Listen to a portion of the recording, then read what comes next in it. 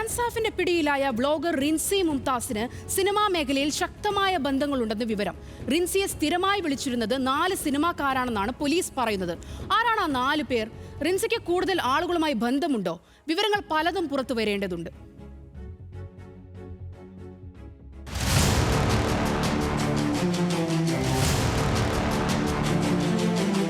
റിൻസിയും cinema താരങ്ങളും അണിയറ പ്രവർത്തകരുമായുള്ള നിരന്തരം ഫോൺ സംഭാഷണങ്ങളുടെ വിവരങ്ങളാണ് പോലീസിന് ലഭിച്ചത്. സിനിമാ മേഖലയിലെ പല പ്രമുഖരുമായി റിൻസി വളരെ അടുപ്പം പുലർത്തിയിരുന്നതായാണ് സൂചന.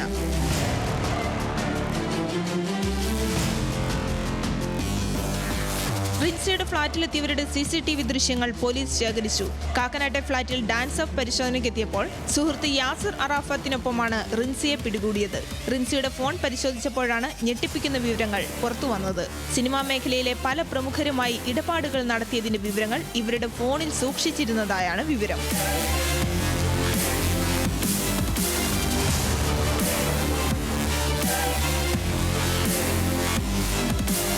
എവിടെ നിന്ന് ലഹരി വരുന്നു, ആർക്കൊക്കെ ഇവ നൽകുന്നു, എങ്ങനെയൊക്കെയാണ് പണമിടപാട് തുടങ്ങിയ കാര്യങ്ങളിലടക്കം പരിശോധന നടക്കുന്നുണ്ട്. തൃക്കാക്കര പോലീസ് ഇവരെ കസ്റ്റഡിയിലെടുത്ത് വിശദമായി ചോദ്യം ചെയ്യും.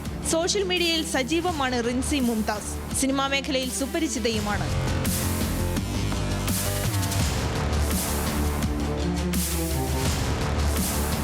സിനിമാ പ്രൊമോഷന്റെ ഭാഗമായാണ് ഇവരെയെല്ലാം വിളിച്ചിരുന്നതെന്നാണ് റിൻസി പോലീസിനോട് പറഞ്ഞത്.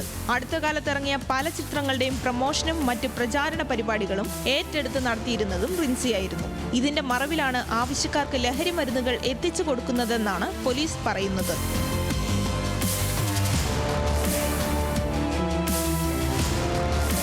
സിറ്റി പോലീസ് ഡാൻസ് ഓഫ് സംഘം നടത്തിയ പരിശോധനയിൽ 20.55 ഗ്രാം MDMA ആണ് ഇവരിൽ നിന്ന് പിടികൂടിയത്. രഹസ്യ വിവരത്തെ തുടർന്നായിരുന്നു പരിശോധന. കോഴിക്കോട് ഫാറൂഖ് സ്വദേശിയാണ് റിൻസി മുംതാസ്. കല്ലായി കണ്ണഞ്ചേരി സ്വദേശിയാണ് യാസർ അറാഫത്ത്.